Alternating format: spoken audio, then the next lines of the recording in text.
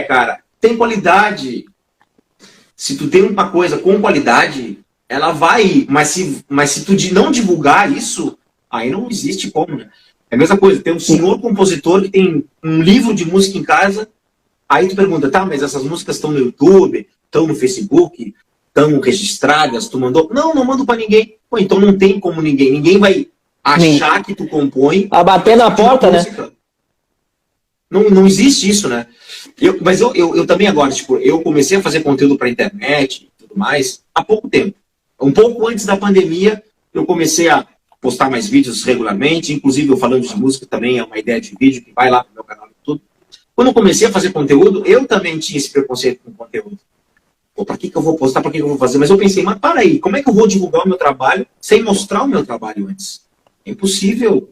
Ninguém vai me ligar e me dizer, pô, Tairo, tem um violão para gravar, tem um cavaquinho, tem uma produção para fazer. Não existe isso, ninguém vai te achar assim na internet. Não. Se tu não mostrar o teu trabalho. Então eu criei o Referências, criei o Visita no Estúdio, para ajudar a divulgar a música daqui do Sul, daqui de Santa Vitória, mas também para me divulgar como músico, como produtor musical, divulgar o meu estúdio, e as pessoas entenderem, quem vai entrar no meu canal já vai entender facilmente que esse cara trabalha com arranjo, esse cara trabalha com multi-instrumentista, grava os instrumentos, inclusive eu também vou abrir uma série lá no meu canal, com as minhas composições também, que eu estou perdendo medo, porque eu tenho várias músicas, eu vou começar a mostrar também, vou começar a botar. Mas a gente só vai ser achado se a gente se expor. Eu acho que ainda é um problema para muita gente se expor, né? Por causa às vezes é por causa da crítica, ou da autocrítica, de achar que não tá bom, né? Ô meu, tu toca cavaco, tu toca violão, contrabaixo, bateria, todos os instrumentos de percussão. Só não vi cantando ainda. Ah, já cantou também. Agora vai me tirar a única vaga que eu tenho, que é de escrever. Ah, não. Poxa. Não, eu escrevo umas coisinhas também, mais pro popular, assim, samba e MPB. Eu escrevo algumas coisinhas, mas são poucas as minhas músicas. Porque muitas delas eu já perdi, eu não sei para onde foi. Tem algum papel aqui que eu já não sei mais. Mas o lance da composição eu fiz há muito tempo atrás, agora eu tô voltando a me empolgar. Como eu tô na função de gravar também minhas músicas instrumentais, eu tô muito focado nisso agora, em gravar música instrumental. Mas nada impede. Hoje, amanhã, eu vou botar letra nas minhas músicas instrumentais também e eu vou ter outra música. Sim, com certeza. Bom, o papo tá bom, mas vamos passar esse lance da composição um pouco agora e vamos falar das referências e influências da música. Quero ouvir de ti primeiro aí as tuas referências e influências da música, Tata. Pode ser tanto daqui de dentro da cidade, as primeiras referências, no caso, e pode ser a nível global também aí, do mundo, do Brasil. Beleza. Cara, como eu comecei, eu sou oriundo da percussão, eu toquei, pra quem não sabe, eu toquei aquela parquezinho, sabe? Parquezinho de piso, eu toquei aquilo na escola de samba. Saí em carro alegórico, né? Caminhando, depois, primeira noite eu fui caminhando, chorei, tive que subir no carro pra ir dormindo. Fiz tudo isso. Fui por todas as etapas. Cara, e aí quando eu comecei a tocar percussão, óbvio, né, nascido e criado lá no meio, o que mais me chamava a atenção mesmo era o pandeiro. Aí tem meu pai, tio João Ronaldo, o Jorge Pancho. As primeiras referências musicais foram esses caras, assim, de tocar pandeiro. Eu sempre me fascinou o pandeiro, né, cara, e tanto é que é um dos instrumentos mais difíceis que tem pra tocar na percussão, né. Eu olhava e disse, pai, eu quero tocar esse troço. E aí, na volta deles, né, cara. E foi o mesmo esquema que eu fiz com um grande amigo nosso. O que fizeram pra mim, eu fiz pra ele. E pra mais alguns, mas ele, hoje em dia, como a gente comentou esses dias, se botar nós dois tocando, vão achar que é mentira, né? Eu peguei Márcio, pega o pandeiro e é contigo. Daí ele pegou meio torto, assim, era o que faziam comigo no barracão. Tu quer tocar? Vem cá, pega aqui, entra aqui e participa. Então as primeiras referências de música, que eu lembro, né, cara, é o pandeiro, meu pai, o Zé Cabral, o João Ronaldo, meu tio, Jorge Pancho, o saudoso Lucinho Cabreira. Lucinho tem uma passagem bem interessante também, tio do Thiago Sete Cordas. Grande músico, Lucinho. Eu comprei um RMV vermelho, um senhor pandeiro, coisa mais linda, né, cara? Meu padrinho Rudinei, que comprou. E comprei em Porto Alegre. E aí eu levei o pandeiro pra casa, vermelho, né? Não sei porquê, eu pedi a pele vermelha com aro branco. E ele chegou e eu fiquei tocando acho que uns 3 dias sem parar, né, cara? E aí a gente teve um aniversário, eu não lembro de quem, e eu levei o pandeiro. Cara, eu andava só não tomava banho com ele, né? Eu andava com ele pra tudo que é lado. E eu larguei na mão do Lucinho. São essas coisas que eu vivi e que hoje em dia muita gente não tem, e não faz diferença se tu aprendendo de uma forma ou de outra, mas o valor sentimental que tem e as memórias que eu tenho e o valor que eu dou para isso, eu cheguei na festa, começamos a tocar e tudo mais, e aí em determinado momento eu passei pro Lucinho, o pandeiro. E eu me lembro como se fosse hoje, ele ficou rindo uma meia hora que eu disse pra ele, eu não sabia que ele fazia esse som. Ele fez coisas que eu imaginei que era possível, né, cara? Claro, os caras... E essas são as primeiras referências. Meu pai, João Ronaldo, Punch, Lucinho, no pandeiro. Aí depois eu fui abrindo o leque, né? Aí tem um deles que tu sabe que é referência pra mim, pra ti também, um grande amigo nosso, Cupi, o surdo, né? E, pô, aí vai indo. Aí quando eu comecei a pensar em escrever e comecei a cantar e tudo mais, aí eu comecei a anotar e aí vi que tinha, esse caminho aqui, esse tem que ter mais cuidado. Aí foi contato com o Jorge Punch, com o Jorge Guesso, saudoso Jorge Guesso, inigualável, com o Cambota, depois com o Pinduca. Aí foram essas referências também. Cavaquinho, Valmir, né, cara? Tocava cavaquinho, óbvio, lá no Barracão direto, eu via tocar bem pertinho.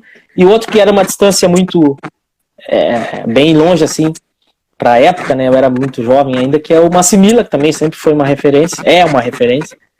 Então, basicamente, são esses caras. E cantando, cara, tem o pessoal todo da família lá, mas como cantor, assim, eu sempre gostei, tô te falando das primeiras, né, referências, assim, sempre gostei muito do Miltinho. Sempre gostei muito do Miltinho cantando, né. Miltinho mestre, né? O que eu lembro agora, assim, essas primeiras referências, né, e a memória afetiva é de ouvir, uma das coisas mais lindas que eu já ouvi, infelizmente não tem registro, de ouvir a minha tia Marlene cantando, com as gurias juntos, e o pessoal todo, assim, aquela voz quase uníssona, assim, afinadinha, né, às vezes uma terceira, uma segunda voz, mas sempre extremamente afinada.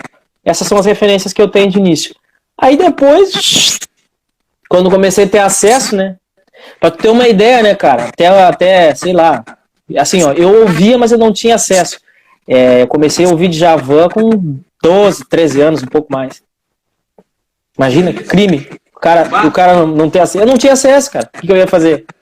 Não tinha acesso, infelizmente. A gente tem uma diferença de idade e eu fui ter acesso a CD de música e tal, e ter acesso à música, já tinha meus... Pô, já tava saindo do colégio, já tava lá com meus... Pô, já tava lá com 15, 16 anos, imagina. Até outros dias eu achei aqui em casa meus cassetes que eu gravava numa mesinha de som aqui do Jasson que ele me emprestava, que era dos ensaios da banda dele, e ele levava para casa, ele gravava no som e, cara, já gravava a fita, as coisas, assim. Mas era fita ainda, já tinha um CD. Mas no começo, nos primeiros anos do CD, se usava muito o cassete aí na fita. Eu escutava a fita pra caramba. Sim, com certeza. Esperar a música tocar no rádio pra tu dar o rec no som. Sim, ficar ali parado esperando, né? Falar o horóscopo, não sei o que, no meio. Queria matar. Outra referência que eu lembrei, tu vê a qualidade que tinha, né? Tinha o Jorge do trombone que tocava na charanga. Verdade, ouvi falar. Tinha um senhor que eu não lembro o nome, ele era deficiente auditivo, não lembro o nome dele, chamavam de Mudinho, infelizmente eu não lembro o nome dele. Então eles dois saíam na charanga do Barracão, fazendo dueto de sopro. Tu tem noção do que é isso, cara? Nos anos 80 pra 90, o pessoal saindo na rua cantando, tocando. Dessa vez eu vou brincar, pular, pararará, eles fazendo dueto com essas músicas assim na rua, essas referências. Instrumento de sopro, fazia na charanga do Barracão, tinha isso, cara. Que loucura, né? E aí depois foi abrindo o leque, né? Aí a minha escola básica mesmo, assim, que é os caras que tu sabe que eu gosto, e que eu digo pro pessoal que me conhece, eu só escrevo o que eu escrevo porque eu escuto o que eu escuto. Claro. E leio algumas coisas também. Aí eu Fundo de Quintal e o Almir Neto, né? Pra mim também, né? Mas, muito mais o Fundo de Quintal. Eu lembro que eu tenho uns primeiros CD do Fundo de Quintal que eu tive acesso, que eu pude ter. Aquele CD eu escutei demais, assim, demais. Aquela formação, né? Que pra mim é uma... Claro que foi a que me influenciou mais, né? Aquela formação do fundo com o Mário Sérgio ainda. Mário Sérgio, Cleber Augusto, Ronaldinho, Ademir, Bira Presidente, é essa, e Vira Presidente e o Birani. Tu falou o Birani? O Birani. Essa formação aí, claro, eu sei que teve outras formações antes dessa com o próprio... com o Jorge Aragão, Sombrinha, o Jorge Aragão, o Mirko Neto, que é o Dream Team ali do fundo de quintal. Mas a que me pegou mesmo, que pegou a minha fase, na verdade, quando eu comecei a tocar cavaquinho, e chegou na minha mão esse CD do fundo de quintal, e aí foi paulada, né, cara? Ali foi um choque, assim. E era Mário Serra. De outra maneira, mas eu divido contigo a mesma experiência, porque nas formações anteriores, cara, não tinha acesso, cara. Escutava uma música e outra, era bem difícil. Aí quando começou a chegar pra nós aqui, foi essa formação. E eu tive a sorte e o privilégio de conhecer os caras, né? Sim. Conheci o Bira, conheci o Mário Sérgio, conheci o Ademir Batera.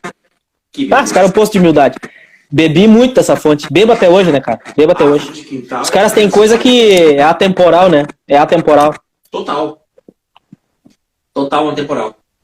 Que podemos falar mais um pouco das referências e influências da música aqui. Vou falar um pouco das minhas, então, rapidamente aqui, enquanto tu vai lembrando. As minhas são, eu posso dizer que a metade de todas as tuas são as minhas, né?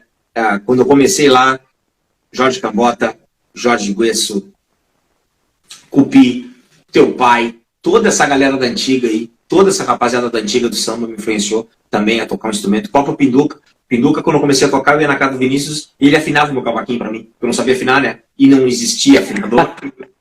Não aí tinha. Se não tocava desafinado, né? Eu sabia que tava ruim, né? Mas não sabia afinar.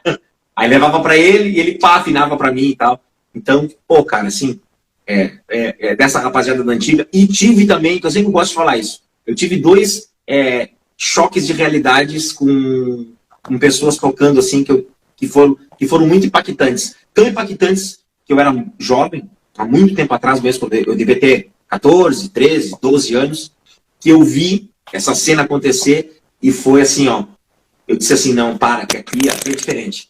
Foi o Barracão num desfile com Jorge Guesso no violão, o teu irmão, o Krieger, no cavaco, e fazendo vocal, o Jorge também fazendo vocal, e o Miltinho cantando. Esses 3 caras, tocando no carnaval, puxando o barracão. Se não me engano, foi aquele ano que não teve fantasia, que foi só bateria, carnaval foi só bateria, isso. Aqui isso. Foi assim, ó, um socão. Se não, os caras não, isso que esses caras estão fazendo. Não, tava muito à frente daquilo que na minha cabeça era música. Porque quando a gente tá aprendendo a música, a gente sempre enxerga. É que nem tu entrar no mar, né? Quando tu tá olhando da costa, parece que tu enxerga o final, né? Aí quando tu entra dentro d'água, tu vai nadando, tu não vai chegar. É mais ou menos isso, né? E com eles foi esse choque de realidade que, nossa, música é muito mais do que eu acho que eu toco e que eu sei. Os caras estão muito na frente, né? E eu não conhecia a fama deles como músicos, nada. Eu tava começando a tocar. Entendeu? As minhas informações de músicas eram a galera da minha zona. E na minha zona ninguém tocava. Poucos tocavam, assim, sabe?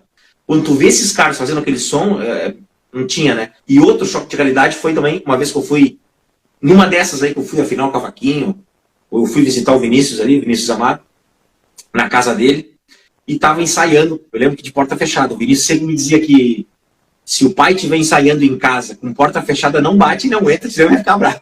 Aí eu lembro que eu cheguei, tava tudo trancado, ele tava ensaiando na sala, bem na frente da casa. Aí eu lembrei disso aí, né? Não vou bater. E eu fiquei escutando. E era um ensaio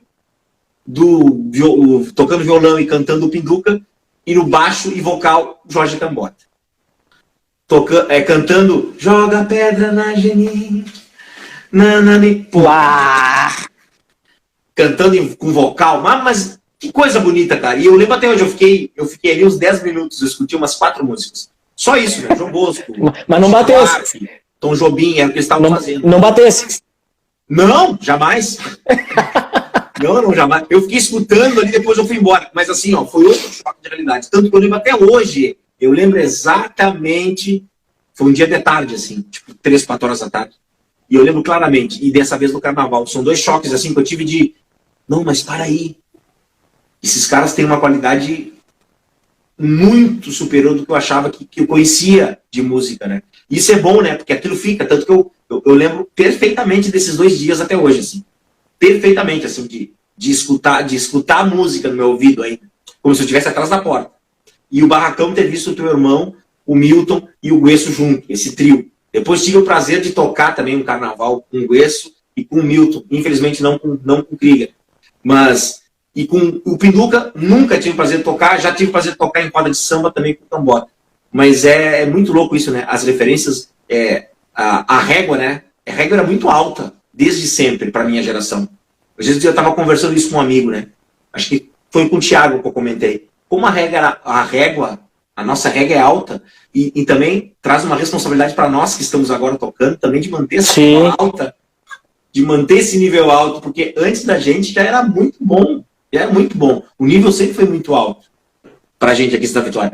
Às vezes eu fico triste, né? Uma coisa que eu sempre faço, quando posso, com os meus alunos aqui, é dizer para eles o quanto de qualidade que a gente sempre teve na música. Porque às vezes tu pega um aluno novo, sem dúvida, independente do...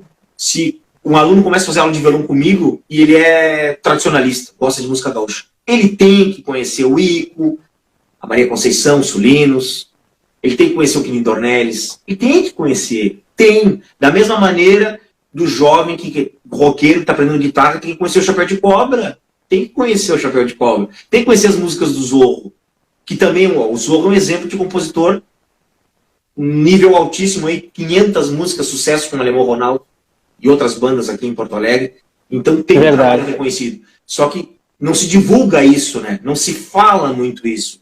Mas as pessoas precisam saber, em todos os gêneros. E quando as pessoas falam em samba, tem que dizer, já foi no samba no barracão? Tocou com a velha guarda do barracão lá? Viu como é que aquilo funciona? Se a pessoa não fez isso na Vitória, tá errado, tem que conhecer, tem que ir. Tem que viver isso aí, para entender um pouco mais, porque essa geração mais nova de internet, como eles têm muita informação, às vezes eles acabam ficando mais tempo em casa, absorvem muito essa informação e às vezes não ouvem o vizinho do lado, né? Às vezes o vizinho do lado é um senhor músico e o cara nunca ouviu o vizinho tocar. Então, eu acho também que a gente precisa estar falando mais dessa rapaziada que veio antes de nós, né? Que quebrou a pedra para nós. Sim. A gente só toca sem dúvida. Deles, né? Concordo, sem dúvida. Sem dúvida. É os números baixos, né? Quem plantou o trigo pra gente estar comendo pão agora, né? Tava lembrando também, tem tanta coisa para lembrar, faz tanto tempo que eu não entro nesse universo assim tão a fundo. Eu toquei com o Elisandro Fagundes, né, cara? Outro grande. Toquei com o Peru, toquei com o Clebinho, toquei com o Tom, toquei com o saudoso Cláudio Brinco. Brinquinho. Toquei com essa turma toda, né, cara? Outro choque também, quando a gente se reuniu para ensaiar, tu vem com todo um histórico, né, especialmente do samba, mas o que é importante, assim, eu me orgulho disso porque eu não sou um exímio cantor, né, mas eu sempre tive muita noção do que é afinação, né? Me trouxe isso, então eu consigo me colocar... eu consigo me colocar em diversos estilos e ter noção de que a afinação é um padrão, assim, né, cara, a ser seguido. E entrando no grupo eu já vinha com essa bagagem de percussão, de cantar e tudo mais, mas aí quando tu pega os caras, que nem o Kleber, que nem o Peru, essa turma tocando, o Cláudio, que já tinham tocado em vários locais, com banda e tudo mais, foi outro choque e outro upgrade, né, cara, pra minha vida, assim, pra saber... Claro, né, isso pra época, né, hoje em dia talvez eu suba num palco e passe vergonha, mas pra saber se postar no palco, pra saber que, né, tem que ter uma noção mínima. Outra coisa que o pessoal, assim, hoje em dia o acesso da informação tá muito fácil, mas aí quando o pessoal vai processar, o pessoal não consegue formular uma frase, às vezes, em cima do palco. Tu é o frente de uma banda, tu não consegue formular uma frase inteira. Isso é uma coisa que eu vejo muitos pontos que não mudou desde o tempo que eu saí, assim, da parte da linha de frente da música pra cá. Mais um cuidado tem que ter, a gente não é só músico, cara, a gente tem uma imagem também, passa informação. Então tem que... Claro, às vezes o cara sobe lá, vi várias vezes, não tô falando especificamente de Santa Vitória, tô dizendo um exemplo para todo mundo. Né? Ou fica longe do microfone, ou te prepara para falar, ou, né, vai te preparando para falar, lê algum livro, faz alguma coisa do tipo, para ter conteúdo para te postar no microfone, não é só passar de uma música para outra. Isso é domínio de palco, né, cara? Às vezes eu vejo que o pessoal, assim, isso é uma coisa muito importante, que eu tava falando hoje mais cedo, que é assim, visita os ídolos do teu ídolo. que muita coisa vai ser explicada. Tu vai saber por que ele é o que ele é e por que ele tá onde tá. Né? Por exemplo, eu fico pensando na frase, não me sai da cabeça, numa homenagem que fizeram pro Djavan no aniversário, que foi o seu Jorge falando. E ele com os olhos cheios de lágrimas, né? Que ele aprendeu a tocar por ele e tudo mais. Eu não tô dizendo que seja um exemplo a ser seguido de não falar as coisas, mas tipo assim, ele disse, o cara sempre fala bem, eloquente e tudo mais. O Djavan é o que é, não é só porque compõe, porque tu acha que se o Djavan fosse o compositor que ele é, e só falasse abobrinha, ou nunca tivesse nada a dizer, ou, sabe, ou não fosse nada coeso, nada claro, tu acha que ele ia chegar a ganhar um Grammy? É o conjunto da obra, né, cara? Então, outra preocupação que o músico tem que ter é o que me levou acho que a composição automaticamente, assim, para falar certo, né? Aí vem uma questão toda já é outro fórum, né? Mas aí uma preocupação assim, ó. Eu sou preto, pobre do cabelo duro. Então, assim, desde muito cedo já pensei. Não falar muita gíria, menos possível, né, cara? Tentar falar frases mais claras e tudo mais. Não que seja proibido, mas tem uma imagem. Claro, né? Tem alguns gêneros que tem uma abertura maior ou menor, mas mesmo assim, cara, tu vai pensar, o cara que canta funk, não sei o que, às vezes tu senta pra conversar com o cara, meu Deus do céu, né, cara? O cara tem tanta coisa a te dizer, tem tanto conteúdo que tu, com o teu preconceito, e é isso que eu acho interessante, eu converso muito com o Thiago Cabreira sobre isso. Thiago, não é só baixar a cabeça e tocar. Tem uma série de coisas que tem, que envolve a música, né, cara? Total. Eu te comentei que eu tive o privilégio de ter umas aulas com o Fábio Saraiva, né, cara? Tive aula de cavaco com ele. Pô, cara, ele me falando das coisas, eu digo, pô, assim, ó, muitas coisas que eu conversei, troquei ideia com ele, eu disse, pô, ainda bem que eu já pensava assim. Tipo, tem que ter uma postura, tem uma imagem, né, cara? Tu vende a tua voz, tu vende o teu talento e vende a tua imagem. Então tem mais isso aí que, assim, ó, por que eu tô te falando isso? Muito cedo eu já tinha essa noção. Então eu escrevia e lia e pensava umas coisas, tipo, cara, vou ter que aprender o que é essa palavra, vou ter que me expressar um pouquinho melhor, pra falar um pouquinho melhor. Apesar de eu falar pra caramba, né, cara, eu tento falar um pouquinho mais claro. Mas é outro cuidado que tem que ter. Eu acho indispensável, assim. Principalmente o cara que trabalha com música, com imagem e tudo mais, cara, tem que saber se expressar.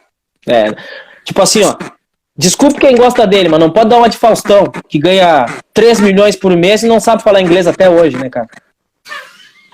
É verdade. Não dá pra querer, né? Morando lá, né? Né? Aí não dá, né?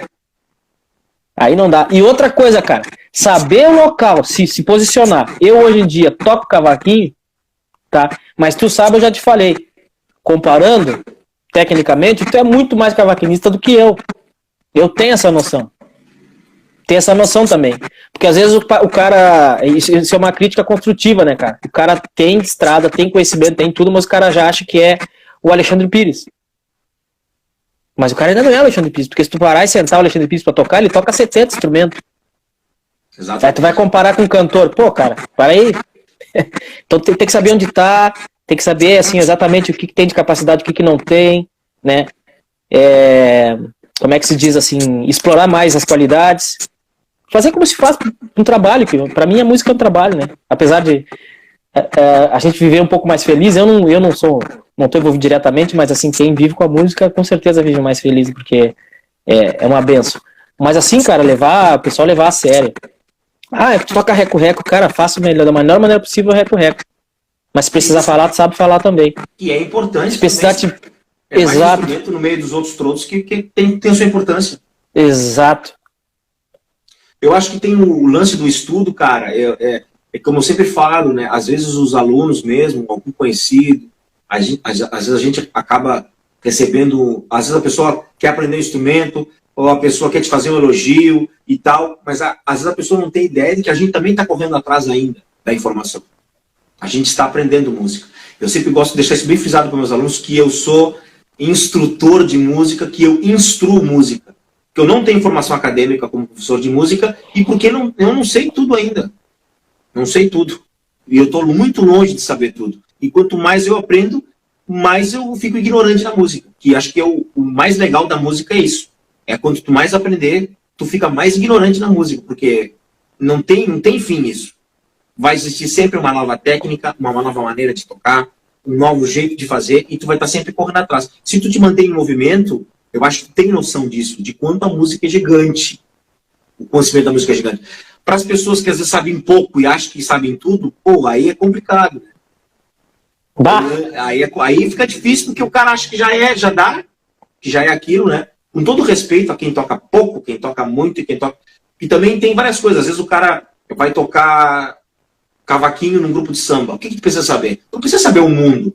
Só precisa saber tocar as músicas do repertório daquela banda. E deu. Exato. Que vai ser um músico que vai acompanhar aquele grupo e deu. Tá tudo bem, tá tudo certo. Mas tem que ter a noção de que música não é só isso. Vai muito além. Vai muito, muito, muito além. Entendeu? Acho que é por aí, meu irmão. Não vou te ficar muito tempo. A gente já está chegando aqui no... Chegamos agora, na verdade, em 1 hora de live. Daqui a pouco, acho que até o Instagram já vai nos cortar daqui a pouco. Vai nos cortar? Vai nos cortar porque é de 1 hora que as lives ficam. Então já vou me despedindo de ti aqui. Muito obrigado. Agradecer o pessoal que ficou junto comigo. E essa live aqui vai para o YouTube depois aí. Para quem quiser acompanhar lá. Obrigado, meu irmão. Tô com saudade de ti, hein? Tamo junto. Aí, ó. Cavaco neles. Cavaco neles. A mão. Irmão, obrigado. Tamo junto.